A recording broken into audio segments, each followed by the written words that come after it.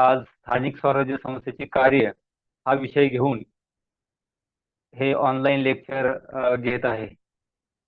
यासाठी माझ्या पीएचडीचे गाईड मार्गदर्शक आदरणीय डॉक्टर जगदीशजी देशमुख सर यांनी मला यासाठी मोलाचं मार्गदर्शन केलं आहे आणि त्यांच्या मार्गदर्शनाखालीच मी हे कार्य करू शकत आहे. तर आजच्या व्हिडिओला मी त्या ठिकाणी चालू करीत आहे.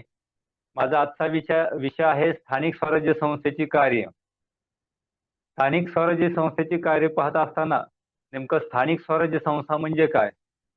तर स्थानिक पातळीवरील सार्वजनिक स्वरूपाची विशेषतः जनतेच्या प्राथमिक गरजांशी निगडित असलेली कामे करणाऱ्या संस्थांना स्थानिक स्वराज्य संस्था असे म्हटले जाते. या संस्थांना स्थानिक शासन, स्थानिक प्रशासन संस्था, स्थानिक सत्ता अशा वेगवेगळ्या नावांनी संबोधले जाते. भारतात स्थानिक स्वराज्य संस्था या नावाने या संस्थांचा परिचय मोठ्या प्रमाणावर आहे. खऱ्या अर्थाने या स्थानिक स्वराज्य संस्थेचा जर इतिहास आपण अभ्यासला, पण हा इतिहास खूप मोठा आहे. पण हा इतिहास आपल्याला पाठीमागे जाण्यापेक्षा आपल्याला त्या ठिकाणी राज्यघटनेमध्ये ज्या काही गोष्टी नमूद केलेल्या आहेत स्थानिक स्वराज्य संस्थेसंदर्भात त्याचा विचार त्या ठिकाणी करणं गरजेचं आहे. भारतातील लोकशाही प्रणाली सुदृढ, सक्षम व विकसित करण्याच्या उद्देशाने सरकारने कल्याणकारी शासन व्यवस्थेचा स्वीकार केला. त्या दृष्टिकोनातून स्थानिक संस्थांना स्वायत्तता देणे, त्यांना स्वातंत्र्य देण्याच्या दृष्टीने या स्थानिक स्वराज्य संस्थांचा विकास झालेला आहे. भारतामध्ये 1947 मध्ये ग्रामपंचायतीचे पुनरुज्जीवन करण्यात आले व 26 जानेवारी 1950 रोजी भारतीय राज्यघटनेची सुरुवात झाली. याची अंमलबजावणी करण्यास सुरुवात झाली. भारतीय राज्यघटनेच्या 4थ्या भागात मार्गदर्शक तत्वांचा उल्लेख आहे. त्यामध्ये कलम 40 मध्ये ग्रामपंचायतीची स्थापना करून त्यांना जरूर तेथे अधिकार देण्यात यावेत असे स्पष्ट यामध्ये म्हटलेले आहे. दुसरी बाब आपल्याला या ठिकाणी सांगायचे म्हटलं तर स्थानिक शासन हा विषय राज्यसूचीत समाविष्ट करण्यात आला आणि अनुच्छेद 246 मध्ये स्थानिक स्वशासन संदर्भात राज्य विधिमंडळाला त्या संदर्भातील विषयावर कायदे करण्याचाही अधिकार दिलेला आहे. केंद्र शासनाने ग्रामीण भागाच्या सामाजिक व आर्थिक पुनर्रचना करण्यासाठी सामूहिक विकास कार्यक्रम आणि राष्ट्रीय विस्तार सेवेचा प्रारंभ केला. मात्र ही योजना काही कारणामुळे त्या ठिकाणी असफल ठरलेली आपल्याला पाहायला मिळते. म्हणून केंद्र शासनाने ग्रामीण भागाच्या सामाजिक व आर्थिक विकासांना किंवा हा विकास करण्यासाठी सामूहिक विकास कार्यक्रम आणि राष्ट्रीय विकास सेवेचा प्रारंभ केला. परंतु हे दोन्ही कार्यक्रम अयशस्वी ठरले. त्यामुळे त्याच्या अपयशाची कारणे शोधण्यासाठी केंद्र शासनाने 1957 मध्ये बलवंतराय मेहता समितीची स्थापना केली आणि मेहता समितीने 3 स्तराच्या स्थानिक स्वराज्याची कल्पना मांडली, ज्याच्यामध्ये ग्रामपंचायत, तालुका पंचायत व जिल्हा परिषद या 3 घटकांचा त्या ठिकाणी समावेश करण्यात आला. आणि यामध्ये वेगवेगळ्या घटकांना म्हणजे जिल्हा परिषद असेल, म्हणजे तालुका स्तरावर पंचायत समिती असेल आणि ग्रामपंचायत तिघांनाही वेगवेगळे अधिकार त्या ठिकाणी बहाल करण्यात आले. तिच्या शिफारशीनुसार भारतात प्रथम पंचायत राजची स्थापना राजस्थानमध्ये 2 ऑक्टोबर 1959 रोजी करण्यात आली आणि त्यानंतर देशातील अनेक राज्यांनी स्थानिक शासन विषयक कायदे केले. महाराष्ट्रातील जेव्हा आपण स्थानिक स्वराज्य संस्थेची वाटचाल आपण पाहतो तेव्हा आपल्याला असं म्हणता येईल महाराष्ट्रात लोकशाही विकेंद्रीकरण संकल्पना कशी राबविता येईल यासाठी तत्कालीन महसूल मंत्री वसंतराव नाईक यांच्या अध्यक्षतेखाली 1960 मध्ये समितीची नियुक्ती करण्यात आली. या वसंतराव नाईक समितीने बलवंतराय मेहता समितीच्या शिफारशीनुसार पुनर्विचार करून आपल्या शिफारशी सादर केल्या. या शिफारशीवरच महाराष्ट्र जिल्हा परिषद व पंचायत समिती अधिनियम 1961 मंजूर केला आणि यानंतर 1970 मध्ये ल ना बोंगिरवार समिती, 1980 मध्ये ग्रामविकास मंत्री बाबूराव काळे यांच्या मंत्रिमंडळात जी काही उपसमिती आहे ही उपसमिती व 1984 मध्ये प्राचार्य पी बी पाटील समिती नेमण्यात आली होती. अशा वेगवेगळ्या समित्या त्या ठिकाणी नेमण्यात आल्या. अशा पद्धतीने महाराष्ट्रातील स्थानिक स्वराज्य संस्थांना अधिक बळकटी कशी मिळवता येईल या दृष्टीचा विचार करून महाराष्ट्रातील स्थानिक स्वराज्य संस्थांची वाटचाल चालू राहिली. आणि परंतु नंतर भारतीय संसदेने 1992 मध्ये 73व्या घटना दुरुस्ती कायदा संमत केला आणि या घटना दुरुस्तीमुळे स्थानिक स्वराज्य संस्थांना घटनात्मक दर्जा मिळाला. याची अंमलबजावणी प्रत्यक्षात जेव्हा म्हणजे आपल्याला म्हणता येईल 20 एप्रिल 1993 पासून त्याची अंमलबजावणी सुरू झाली.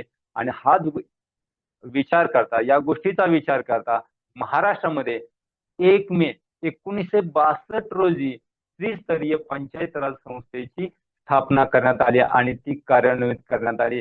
तात्पर्य याचा अर्थ पाहिला तर स्थानिक स्तरावरती लोकांचा सहभाग नोंदवून लोकांच्या सहकार्यातून तेथील स्थानिक व्यवस्था स्थानिक प्रशासन अधिक मजबूत करणे व ग्रामीण भागातील लोकांना सुविधा पुरवणे याचाच विचार या ठिकाणी याच्यामध्ये करण्यात आला. आणि म्हणून मगाशी मी सांगितलं तसं 1992 मध्ये 73व्या घटना दुरुस्तीनुसार या स्थानिक स्वराज्य संस्थेना अधिक बळकटी देऊन अधिक अधिकार त्या ठिकाणी बहाल करण्यात आलेले आपल्याला सांगता येतील.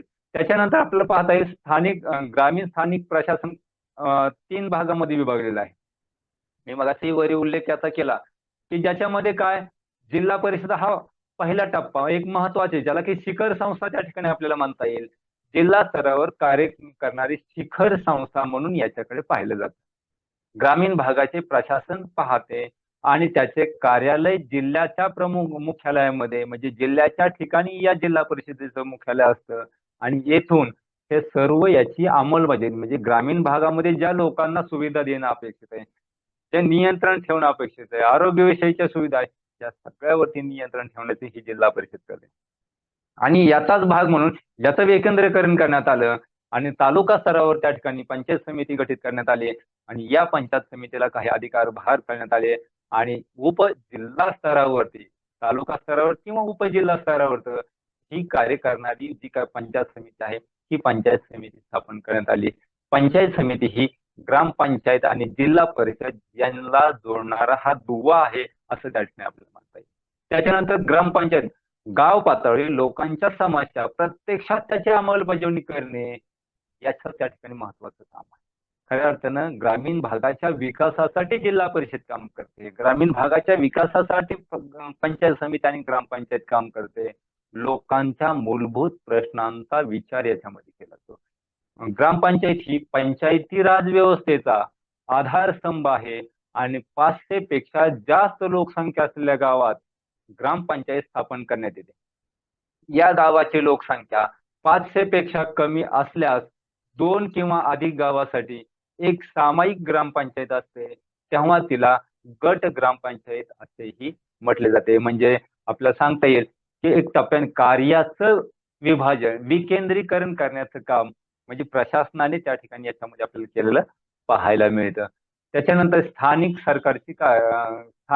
सरकारची कार्य म्हणजे थोडक्यात आपल्याला सांगता येईल की जे काही ग्रामपंचायत आहे या ग्रामपंचायतीची जी काही कार्य आहेत ही कार्य काय काय आहेत किंवा पंचायत समितीची कार्य काय आहेत तर आपल्याला असं सांगता येईल की देशातील सर्व स्थानिक स्वराज्य संस्था स्थानिक आर्थिक विकास, पायाभूत सुविधांचा विकास आणि सामाजिक न्यायाला चालना देण्याच्या उद्देशाने कार्य करतात. भारतातील स्थानिक सरकारची काही सर्वात महत्वाची कार्य आहेत ही कार्य करण्याचं काम त्या ठिकाणी ही स्थानिक स्वराज्य संस्था करते. जसे की ज्याच्यामध्ये काय काय पाहिलं तर मग शिक्षणाविषयी जागरूकता निर्माण करणे, खऱ्या अर्थानं ग्रामीण भागातील शिक्षण व्यवस्थेला अधिक बळकटी देणे, शिक्षणाची गुणवत्ता वाढवणे या दृष्टिकोनातून याचा त्या ठिकाणी विचार केला. त्याच्यानंतर ग्रामीण भागातील जी काही रस्ते आहेत या रस्त्यांचा विकास करणे, ग्रामीण भागातील ज्या काही वेगवेगळ्या गावांतर्गत असणारे रस्ते असतील, गावाला जोडणारे जे रस्ते आहेत या रस्त्यांचा विकास करणे व लोकांना सुविधा पुरवणे, दळणवळणाच्या सुविधा विकसित करणे हे काम त्या ठिकाणी स्थानिक म्हणजे ग्रामीण भागात या स्थानिक स्वराज्य संस्थेचे आहेत. त्याच्यानंतर वाहतुकीची व्यवस्था त्या ठिकाणी करणे, पायाभूत सुविधा ज्या काही इतर आहेत त्या पायाभूत सुविधा पुरवणे, त्याचबरोबर स्थानिक सामुदायिक मालमत्तेची देखरेख करणे आणि विविध सरकारी योजनांचा योग्य अंमलबजावणी करणे हे काम त्या ठिकाणी आपल्याला या ग्रामपंचायत व पंचायत समितीचे असले आपल्याला सांगता येईल. तसेच कृषी विकासाला चालना देणे हाही भाग त्या ठिकाणी आपल्याला सांगता येईल. आणि सर्वात महत्वाचं, लोकांच्या ज्या काही आरोग्यविषयक सुविधा आहेत या आरोग्यविषयक सुविधा त्या ठिकाणी पुरवणे. जसे की आपल्याला आज सांगता येईल, ग्रामीण भागामध्ये प्राथमिक आरोग्य सेवा केंद्र स्थापन केले आहेत आणि या प्राथमिक आरोग्य केंद्राच्या माध्यमातून त्या ठिकाणी ग्रामीण भागाचा विकास करणे, लोकांच्या आरोग्याची काळजी घेणे, लोकांना दर्जेदार शिक्षण मिळवून देणे हा भाग त्या ठिकाणी आपल्याला याच्यामध्ये आपल्याला सांगता येईल. त्याच्यानंतर पुढचं काम सांगता येईल, ग्रामीण भागातील लघु उद्योगांना चालना देणे. आता याच्यामध्ये कोणकोणते लघु उद्योग येतात? उदाहरणार्थ दुग्ध व्यवसाय, पशुसंवर्धन आणि वनीकरण विकसित करणे हे विविध जे काही व्यवसाय आहेत या व्यवसायांना चालना देण्याचं काम या तिन्ही संस्थांनी त्या ठिकाणी करणार असतं. ज्याच्यामध्ये मग जिल्हा परिषद आलं, पंचायत समिती आलं आणि ग्रामपंचायत या सर्वांनी त्या ठिकाणी याची कार्य करणं अपेक्षित आहे.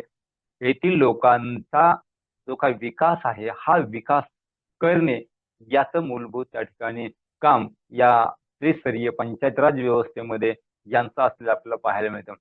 गावातील विजेची व्यवस्था करणे, लोकांच्या घराघरापर्यंत वीज पोहोचल याची व्यवस्था त्या ठिकाणी करणे, प्रत्येकाच्या घरापर्यंत वीज पोहोचवण्याचे काम या ग्रामपंचायतीला त्या ठिकाणी करावं लागतं. गावासाठी स्वच्छ व पिण्यायोग्य पाण्याचा त्या ठिकाणी मुबलक त्या ठिकाणी पुरवठा करणे, जनावरांच्या आरोग्य, पाणी व चाऱ्याची व्यवस्था करणे. जसे की आता दुष्काळाची परिस्थिती आहे सध्या, खूप मोठ्या प्रमाणावर त्या ठिकाणी जनावरांच्या पाण्याचा प्रश्न निर्माण झालाय, लोकांच्या पिण्याचा प्रश्न निर्माण झालाय, लोकांना त्या ठिकाणी जनावरांसाठी चारा उपलब्ध नाहीये याची व्यवस्था करण्याचं काम या स्थानिक स्वराज्य संस्थेत आहे. कारण जो निधी त्या ठिकाणी शासनाकडून येतो त्या निधीचं योग्य संकलन करून त्याचा त्या ठिकाणी विनियोग जनतेच्या विकासासाठी, गावाच्या विकासासाठी करणं हे काम त्या ठिकाणी स्थानिक स्वराज्य संस्थेचे आहे. त्याच्यानंतर सामाजिक न्याय व वाहतूक व्यवस्था याचीही त्या ठिकाणी निगराण करणे, त्याची पाहणी करणे, देखभाल करण्याचं काम यांना करावं लागतं. आणि शेवटचा खऱ्या अर्थाने मगाशीच मी उल्लेख केला, पण मला याच्यावरती परत जास्त फोकस करायला वाटलं की आज त्या ठिकाणी शिक्षणाची गुणवत्ता ग्रामीण भागातील हरवलेला आपल्याला पाहायला मिळते. शासनाच्या स्थानिक ज्या काही शाळा आहेत किंवा स्थानिक स्वराज्य संस्थांतर्गत चालणाऱ्या ज्या काही शाळा आहेत या शाळा आज बंद पडण्याच्या मार्गावर आहेत. परंतु या शाळांना पुनरुज्जीवित करण्याचं काम खऱ्या अर्थाने ग्रामपंचायतीचं आहे, जिल्हा परिषदचा. आज मात्र याच्याकडे दुर्लक्ष होतोय. याच्यामुळं आज त्या ठिकाणी ज्या खाजगी शाळा आहेत, ज्या इंग्लिश माध्यमाच्या शाळा आहेत त्यांचा विकास होत चालला. मात्र गोरगरिबांसाठी ज्या शाळा शासनाने चालवल्या जातात या शाळा मात्र आज बंद पडण्याच्या मार्गावर आहेत. म्हणून मला इथं एक महत्वाचा शेवटचा मुद्दा सांगावासा वाटतो. या स्थानिक स्वराज्य संस्थे अंतर्गत या शासनानं ज्या काही शाळा आहेत ग्रामीण भागातील, जिल्हा परिषदच्या असतील किंवा इतर संस्थेच्या अनुदानित शाळा आहेत, या शाळांना मजबूतीकरण करण्याची गरज आहे. या शाळांमध्ये गुणवत्ता विकास त्या ठिकाणी करण्याची गरज आहे. आणि ग्रामीण भागातील मुलांना एक दर्जेदार गुणवत्तापूर्ण शिक्षण, संपूर्ण सोयींनी युक्त शिक्षण त्या ठिकाणी या ग्रामीण भागात दिलं तर खऱ्या अर्थानं ग्रामीण भागातील मुलांना एक चांगल्या प्रकारचे शिक्षण, कमी खर्चामध्ये शिक्षण मिळू शकतं आणि ही मुलं त्या ठिकाणी उद्याच एक भविष्य तयार होऊ शकतं असं त्या ठिकाणी मला त्या ठिकाणी सांगता येईल. आणि इथं त्या ठिकाणी माझं मी आजचं या भागाचं लेक्चर मी या ठिकाणी संपवतो. आणि या लेक्चरसाठी माझे मार्गदर्शक आदरणीय देशमुख, डॉक्टर देशमुख सर यांनी सहभाग नोंदवला, त्यांनी वेळोवेळी मार्गदर्शन केलं, त्याबद्दल धन्यवाद व्यक्त करतो आणि मी थांबतो. जय हिंद, जय भारत.